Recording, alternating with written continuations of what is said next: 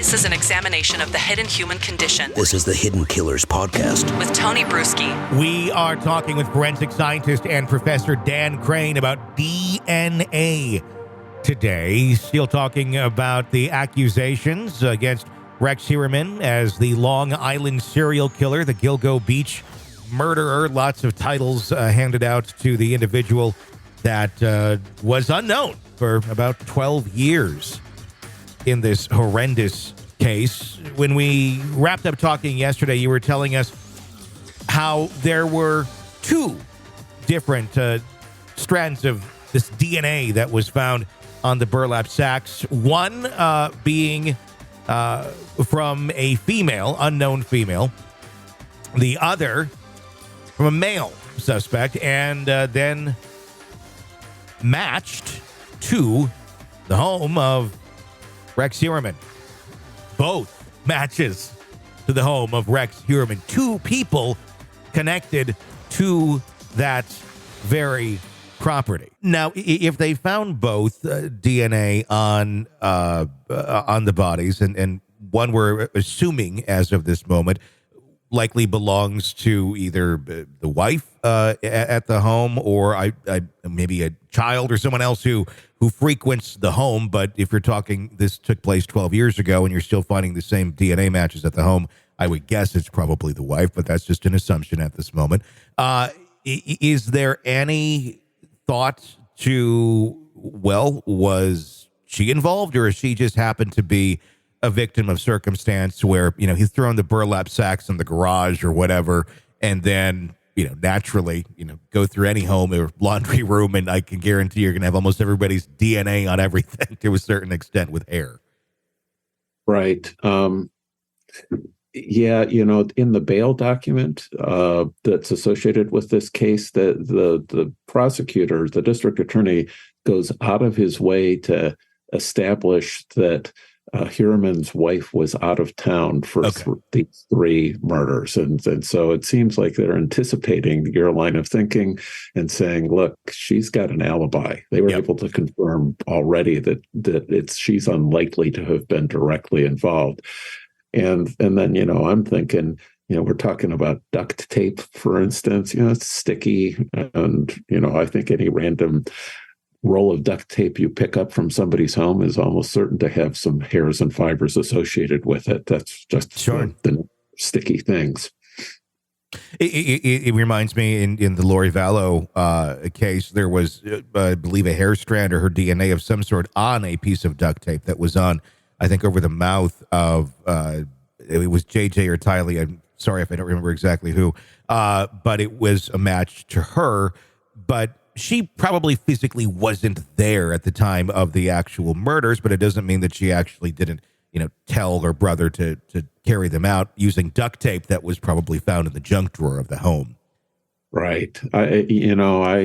I get involved with a couple hundred cases, it seems, every year, and it's not at all uncommon for me to be seeing that there's DNA that's been recovered off of duct tape. Mm-hmm. It seems like 1 in 10 cases that I review the test results for, duct tape is involved. Yeah, if you want DNA, get some duct tape. give the suspect a free roll of duct tape and then watch the trash.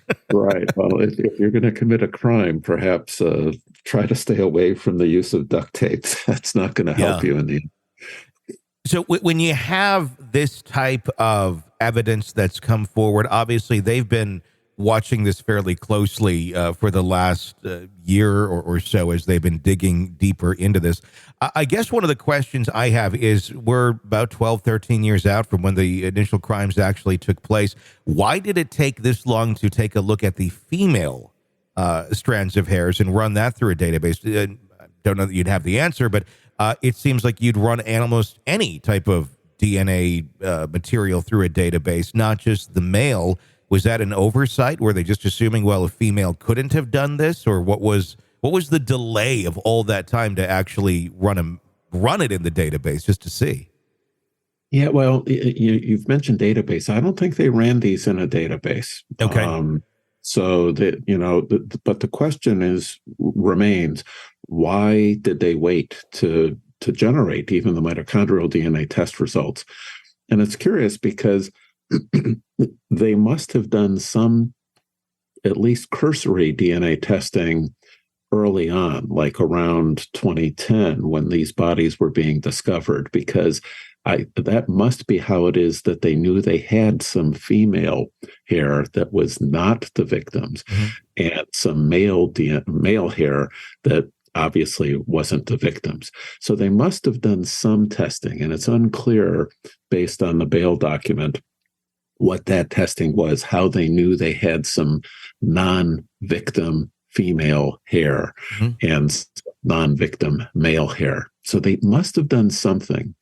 And then the question is, why did they wait 10, 12 years to do the mitochondrial DNA testing?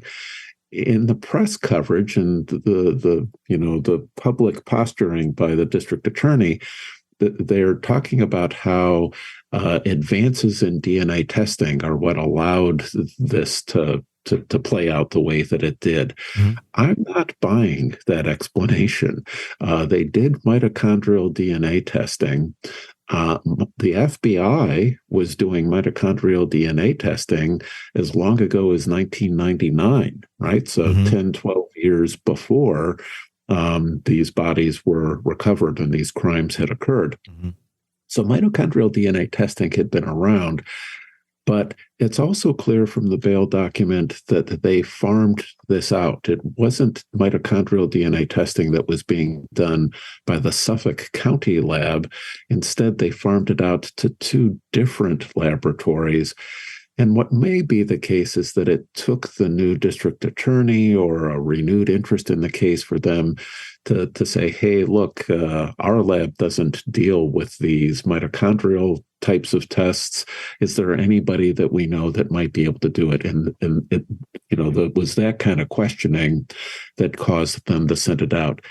Those tests probably could have been done back in 2010, 2011, 2012, but weren't.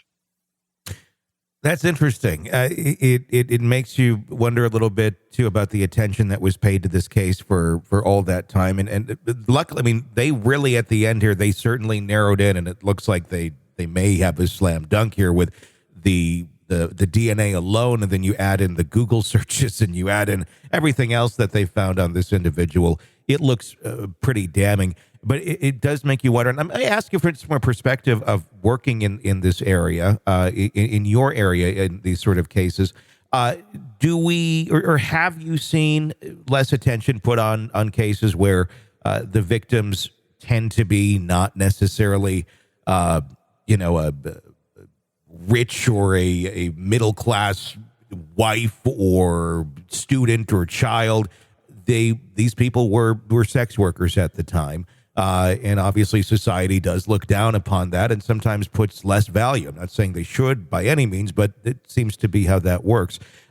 Is there less prioritization that's put on some of these cases when it seems to be essentially what one would callously call like society's throwaways and that sort of thing?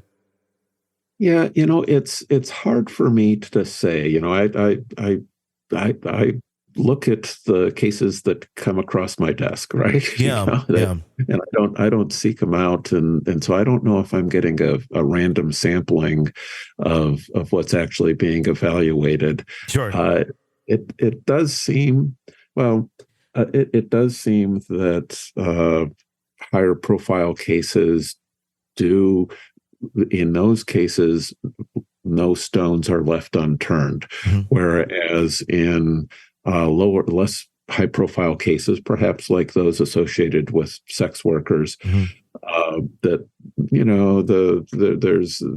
there's less vigor in terms of how many samples are tested and how aggressively comparisons are made. So I see that, but I don't know that explains why there was a delay in this particular case.